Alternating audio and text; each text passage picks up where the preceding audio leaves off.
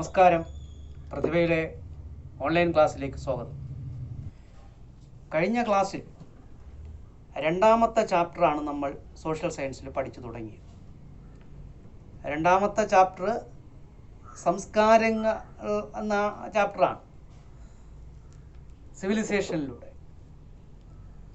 അതിൽ ആദ്യത്തെ സംസ്കാരമായി നമ്മൾ ഇൻഡസ് വാലി സിവിലൈസേഷനാണ് പഠിച്ചു തുടങ്ങിയത്. എങ്കിലും അന്ന് പറഞ്ഞ കാര്യം ഞാൻ ഒരിക്കൽ കൂടെ സൂചിപ്പിച്ചുകൊണ്ട് നമുക്ക് മുന്നോട്ട് പോകാം. ഇന്ത്യയുടെ ആദ്യത്തെ സംസ്കാരമാണ് സിന്ധു നദീതട സംസ്കാരം എന്ന് പറയുന്നത്. വ്യക്തമായി മനസ്സിലാക്കിയതിന് ശേഷം പഠിക്കണം. ഈ സംസ്കാരം നിലനിന്നിരുന്ന കാലഘട്ടം എന്ന് പറയുന്നത് BC-യിലാണ്. 2700 മുതൽ 1700 BC വരെ നിലനിന്നിരുന്ന ഒരു സംസ്കാരം. പക്ഷെ അന്നൊന്നും നമ്മൾ ഈ ചരിത്രം അറിഞ്ഞിരുന്നില്ല, പഠിച്ചിട്ടില്ല. അവിടെ ഉണ്ടായിരുന്ന സംസ്കാരം ഒരു കാലം ഏകദേശം BC 1700 ഇല്ലാതാവുകയാണ് ചെയ്തത്. അതിനുശേഷം ആർക്കിയോളജിക്കൽ വകുപ്പ്, അതായത് പുരാവസ്തു ഗവേഷണ വകുപ്പിൻ്റെ അന്വേഷണത്തിൽ കണ്ടെത്തിയത് 1921-ലാണ്, ഈ നൂറ്റാണ്ടിലാണ്.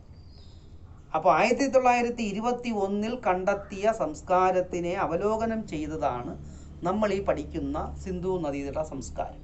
അപ്പോൾ നിലനിന്നിരുന്നത് ഒരു കാലഘട്ടത്തിൽ ആ സംസ്കാരം അന്നുണ്ടായിരുന്നു എന്ന് നമ്മൾ പുറം ലോകം അറിയുന്നത് 1921. ഇതാണ് അതിൻ്റെ യഥാർത്ഥ വസ്തുത. ഇനി നമുക്ക് പഠിക്കേണ്ട രീതിയിൽ പഠിച്ചു പോകണം. ഇന്ത്യയുടെ സംസ്കാരമെന്ന് പറയുന്നത്, ആദ്യത്തെ സംസ്കാരമെന്ന് പറയുന്നതാണ് ഈ സിന്ധു നദീതട സംസ്കാരം. ഇത് ഇന്ത്യയിൽ ഉണ്ടായിരുന്ന ആദ്യത്തെ വർഗത്തിൻ്റെതാണ്. എന്ന് പറഞ്ഞാൽ ഇന്ത്യയുടെ സ്വദേശികൾ, മറ്റാരും ഇന്ത്യയിലേക്ക് കടന്നു വരുന്നതിന് മുൻപുണ്ടായിരുന്ന ഇന്ത്യയിലെ സ്വദേശികൾ എന്ന് പറയുന്ന അവരുടെ പേര് ദ്രാവിഡരാണ്. ആ ദ്രാവിഡർക്കുണ്ടായിരുന്ന സംസ്കാരമാണ് ഈ സിന്ധു നദീതട സംസ്കാരം. ഇന്ത്യയുടെ സിന്ധു നദീതീരത്ത് ഈ ദ്രാവിഡർ കൂട്ടം കൂട്ടമായി വസിച്ചിരുന്നു. അവർക്കുണ്ടായിരുന്ന ജീവിതശൈലികളാണ് ഒരു സംസ്കാരമായി മാറിയത്. കാലങ്ങൾക്ക് ശേഷം ആ ജനവിഭാഗത്തിന് എന്തോ ഒരു മാറ്റം സംഭവിച്ചു, അല്ലെങ്കിൽ അവർ അവിടെ നിന്ന് പോകേണ്ടി വന്നു, അല്ലെങ്കിൽ അവർക്കെന്തോ അപകടം സംഭവിച്ചു. അവരെല്ലാം അവിടെ നിന്ന് മാഞ്ഞുപോയി. അവരുടെ വസ്തുവകകളും ഉപകരണങ്ങളുമെല്ലാം മണ്ണിനടിയിലായിപ്പോയി. അതിനെയാണ് 1921 കണ്ടെത്തിയത്. അപ്പോൾ ഇവിടെ നമ്മൾ പഠിക്കേണ്ടത് ഇന്ത്യയുടെ ആദ്യത്തെ സംസ്കാരമാണ് സിന്ധു നദീതട സംസ്കാരം.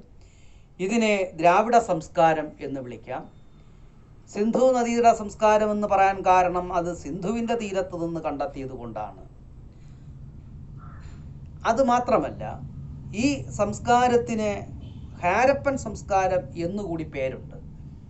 ഒരു പേര് ഒരു സംസ്കാരത്തിന് വരുന്നത് ആ സംസ്കാരത്തിൻ്റെ അവശിഷ്ടങ്ങൾ ആദ്യം എവിടെ നിന്ന് കണ്ടെത്തുമോ അതിന് ആ പേരിടും. അങ്ങനെയാണ് ഹാരപ്പൻ സംസ്കാരം എന്നുകൂടി ഇതിന് പേര് വന്നത്. അപ്പോൾ ഇൻഡസ് വാലി സിവിലൈസേഷൻ എന്നറിയപ്പെടുന്ന സിന്ധു നദീതട സംസ്കാരത്തിന് ഹാരപ്പൻ കൾച്ചർ എന്നുകൂടി പേരുണ്ട്. ദ്രവീഡിയൻ കൾച്ചർ എന്നും ഫസ്റ്റ് സിവിലൈസേഷൻ ഓഫ് ഇന്ത്യ എന്നും നമുക്കതിനെ പറയാൻ കഴിയും. ഇത് നിലനിന്നിരുന്ന കാലഘട്ടമാണ് BC 2700 1700 BC. അപ്പം ഈ വർഷം പറയുമ്പോൾ വലുതിൽ നിന്ന് ചെറുതിലേക്കാണ് പറഞ്ഞത്. 1700 നിന്നും വീണ്ടും ചെറുതായി BC 1 BC 1 കഴിയുമ്പോൾ AD 1 ആകും. AD 1 മുതൽ തുടങ്ങുന്ന കാലഘട്ടമാണ് നമ്മളിപ്പോൾ എത്തി നിൽക്കുന്ന 2020 കാലഘട്ടം. അപ്പോൾ ഈ 2020 മുൻപ് 1700 വർഷങ്ങൾക്കും അപ്പുറം നിലനിന്നിരുന്ന ഒരു സംസ്കാരത്തെക്കുറിച്ചാണ് പഠിക്കുന്നത്. വർഷം പ്രധാനം തന്നെയാണ്, അത് അങ്ങനെ തന്നെയാണത് പഠിക്കേണ്ടത്. അപ്പോൾ ഞാൻ പറഞ്ഞത്, ഈ സംസ്കാരം ഇനി നമ്മൾ കാണാൻ പോകുന്നത് അത് എങ്ങനെയാണ് നമ്മൾ തിരിച്ചറിഞ്ഞത് എന്നതാണ്. ആർക്കിയോളജിക്കൽ ഡിപ്പാർട്ട്മെൻറ്റിൻ്റെ തലവനായിരുന്ന സർ ജോൺ മാർഷൽ 1921 സിന്ധു നദീതീരത്ത് നടത്തിയ എക്സ്കവേഷനിലൂടെയാണ്, പരിവേഷണത്തിലൂടെയാണ് ഇത് കണ്ടെത്തുന്നത്. അതിനൊരു കാരണമുണ്ട്. ഇന്ത്യയിൽ ഞാൻ കഴിഞ്ഞ ക്ലാസ്സിൽ അത് സൂചിപ്പിച്ചിരുന്നു.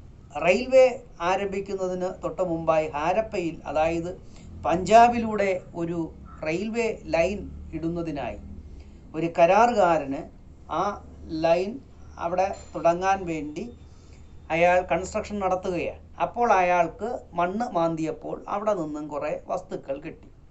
അതയാൾ ഗവൺമെൻറ്റിനെ അറിയിച്ചു. അവിടെ നിന്നാണ് ആർക്കിയോളജിക്കൽ ഡിപ്പാർട്ട്മെൻറ്റ് അതിനു വേണ്ടിയുള്ള അവിടുത്തെ എക്സ്കവേഷൻ നടത്തുന്നത്. അപ്പോൾ under the leadership of John marshal, sir John marshal, he was the archaeological department leader and he conducted an excavation there. Thus a new civilization found out from Harappa. അങ്ങനെയാണ് പുതിയ ഒരു സംസ്കാരം അവിടെ ഉണ്ടായിരുന്നു എന്നുള്ളത് നമുക്ക് മനസ്സിലാകുന്നത്. 1921 ആ സംസ്കാരത്തെ കണ്ടെത്തുന്നത്. ആർക്കിയോളജിക്കൽ ഡിപ്പാർട്ട്മെൻറ്റിൻ്റെ തലവനായിരുന്നു സർ ജോൺ മാർഷൽ. തുടർന്ന് സിന്ധു നദീതീരത്ത് പലയിടത്തും അതിൻ്റെ എവിഡൻസുകൾ ലഭിക്കുകയുണ്ടായി. അത് ഹാരപ്പ എന്ന് പറയുന്ന സ്ഥലത്ത് നിന്ന് കണ്ടെത്തുന്നു, മോഹൻജദാരോ എന്ന സ്ഥലത്ത് നിന്ന് കണ്ടെത്തുന്നു, ലോഥാൾ എന്ന് പറയുന്ന സ്ഥലത്ത്, കാലിബംഗാൻ, ബനാവലി, രൂപാർ തുടങ്ങിയ പല സ്ഥലങ്ങളിൽ നിന്നും ഈ സംസ്കാരത്തിൻ്റെ അവശിഷ്ടങ്ങൾ കണ്ടെത്തിയിരുന്നു. അപ്പോൾ നാം പറയാൻ പോകുന്നത് ഇൻഡസ് വാലി സിവിലൈസേഷൻ എന്താണ്? It is the civilization of India that found out from the valley of Indus. സിന്ധു നദീതീരത്തുണ്ടായതാണ്. ഇതിനെ ഹാരപ്പൻ കൾച്ചർ എന്ന് വിളിക്കുന്നുണ്ട്, ദ്രവീഡിയൻ കൾച്ചർ എന്ന് പറയാം, ഫസ്റ്റ് കൾച്ചർ ഓഫ് ഇന്ത്യ എന്ന് പറയാം. And who conducted the survey or the excavation from these banks of river? Sir John Marshall, Director of Archaeological Department, conducted a survey on the banks of Indus. Thus he found out a new civilization. അതുപോലെ തന്നെ അദ്ദേഹത്തോടൊപ്പം അന്ന് പ്രവർത്തിച്ചിരുന്നവരാണ് sir R.D. Banerjee, Dayaram സായ്നി എന്നിവർ. Dayaram സായ്നി, R.D. Banerjee, ഇവിടെ ഞാൻ അത് ബോർഡിൽ കുറിച്ചിട്ടുണ്ട്. Dayaram സായ്നി, he conducted excavation at Harappa. R.D. Banerjee conducted excavation in Mohenjo-daro. അപ്പോൾ ഹാരപ്പയിൽ അതിൻ്റെ ആ പുരാവസ്തു ഗവേഷണം നടത്തിയ ആൾ ദയാറാം സായ്നിയാണ്. മോഹൻജദാരോയിൽ അത് നടത്തിയത് R.D. ബാനർജിയാണ്. ഇതിനെ ലീഡർഷിപ്പ് നൽകിയത് സർ ജോൺ മാർഷലാണ്. അദ്ദേഹമാണ് അതിൻ്റെ ഡയറക്ടർ ജനറൽ. ആർക്കിയോളജിക്കൽ ഡിപ്പാർട്ട്മെൻ്റ് എന്ന് പറയും, പുരാവസ്തു ഗവേഷണ വകുപ്പ്, ആർക്കിയോളജിക്കൽ ഡിപ്പാർട്ട്മെൻറ്റ്. അപ്പോൾ അതിന് നേതൃത്വം കൊടുത്തവരുടെ പേരാണ് ഞാൻ ഈ പറഞ്ഞത്. പുസ്തകം കുറേ കഴിഞ്ഞ് നോക്കണം, പുസ്തകം എല്ലാം വായിച്ച് നോക്കണം. ഞാൻ അതിൻ്റെ പ്രധാനപ്പെട്ട പോയിന്റുകളെല്ലാം പറഞ്ഞു വരികയാണ്. പിന്നെ ഇതിൻ്റെ എവിഡൻസുകൾ, ഈ അങ്ങനെ കുറേ മനുഷ്യർ സിന്ധുവിൻ്റെ തീരത്ത് വസിച്ചിരുന്നു എന്നുള്ളത് അറിയുന്നത് എവിടെ നിന്നൊക്കെയാണ് അതിൻ്റെ അവശിഷ്ടങ്ങൾ കണ്ടെത്തിയത് എന്നതാണ്. എവിഡൻസുകൾ ലഭിച്ച സൈറ്റുകളായി നമ്മൾ പറയുന്നത് ഹാരപ്പ, മോഹൻജദാരോ, ലോഥാൾ, കാലിബംഗാൻ, ബനാവലി, ധോളവീര എക്സെട്ര. പുസ്തകത്തിൽ തന്നെ 2-3 പേരുകൾ, സ്ഥലങ്ങളുടെ പേരുകളൊക്കെ കൊടുത്തിട്ടുണ്ട്. അപ്പോൾ അതിൽ പ്രധാനപ്പെട്ട കുറേ കാര്യങ്ങളാണ് ഞാൻ ഈ പറഞ്ഞത്. അപ്പോൾ which are the important sites, the evidence we get from Harappa, Mohenjodaro, Lothal, Kalibangan, Banawali, Dholavira etcetera. ഇവിടെ നിന്നെല്ലാം ഈ സംസ്കാരത്തിൻ്റെ അവശിഷ്ടങ്ങൾ കണ്ടെത്തിയിട്ടുണ്ട്. എന്താണ് ഈ സംസ്കാരത്തിൻ്റെ പ്രത്യേകത? സംസ്കാരം എന്ന് കഴിഞ്ഞ ക്ലാസ്സിൽ എന്താണെന്നൊക്കെ ഞാൻ പറഞ്ഞു. ഒരു സമൂഹത്തിൻ്റെ ആകെ ജീവിത രീതികളെയാണ് നമ്മൾ സംസ്കാരം എന്ന് പറയുന്നത്. ഒരാളിന് മാത്രമായിട്ടുള്ളതല്ല, അത് അയാളുടെ ബിഹേവിയറാണ്, അല്ലെങ്കിൽ അയാളുടേതായ ഒരു പ്രത്യേകതയാണ്. ഒരു വ്യക്തിക്കുള്ളത് അയാളുടെ സ്വഭാവമാണ്. ഒരു പ്രദേശത്ത് വസിക്കുന്ന ആകെ ജനങ്ങളുടെ ഒരു പ്രത്യേകതയാണ് ആ സംസ്കാരം എന്ന് ഉദ്ദേശിക്കുന്നത്. ഇവിടെ ഞാൻ പറഞ്ഞ പ്രകാരം അന്ന് ഉണ്ടായിരുന്ന ജനത ഏതൊക്കെ തരത്തിലായിരുന്നു അവരുടെ ജീവിതക്രമങ്ങൾ, അതിനെക്കുറിച്ചാണ് നമ്മൾ പഠിക്കുന്നത്. അവരുടെ ജീവിത ശൈലികൾ. ഇവിടെ പറയുന്നത് അവരുടെ ബിൽഡിങ്സിനെ കുറിച്ച് പറയുന്നുണ്ട്. കെട്ടിടങ്ങൾ, houses. They constructed buildings with hard burned BRICS.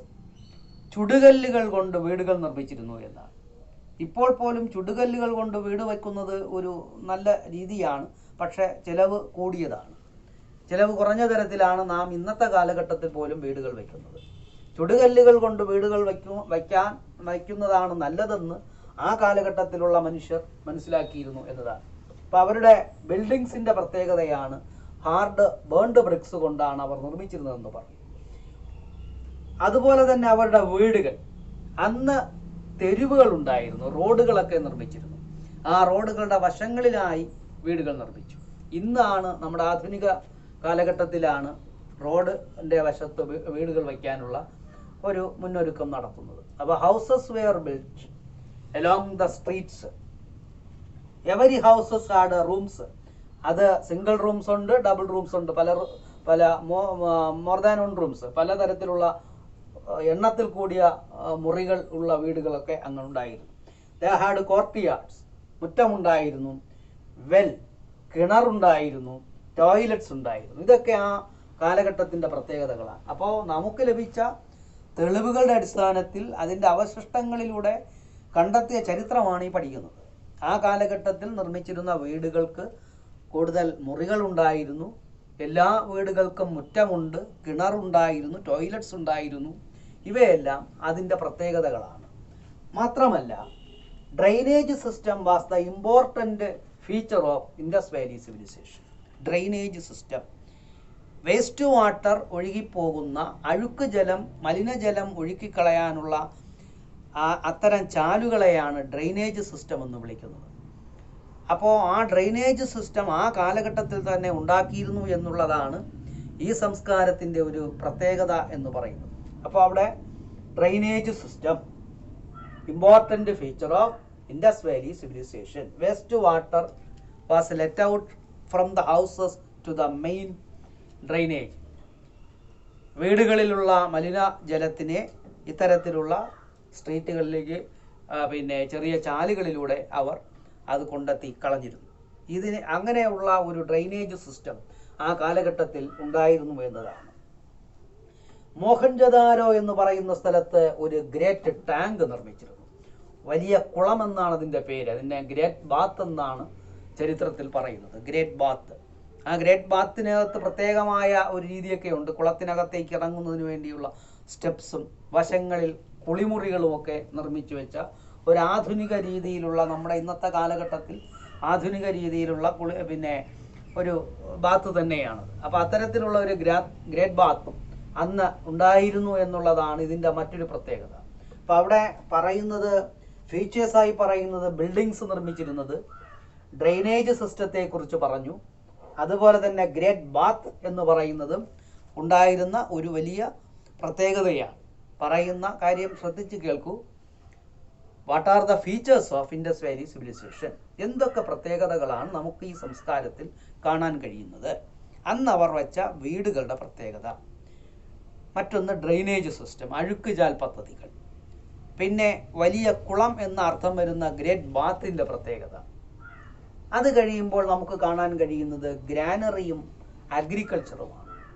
Granary എന്ന് പറഞ്ഞാൽ സ്റ്റോറേജ്, അഗ്രികൾച്ചറൽ പ്രോഡക്ട്സിനെ സ്റ്റോർ ചെയ്ത് വയ്ക്കുന്ന ഒരു സമ്പ്രദായം.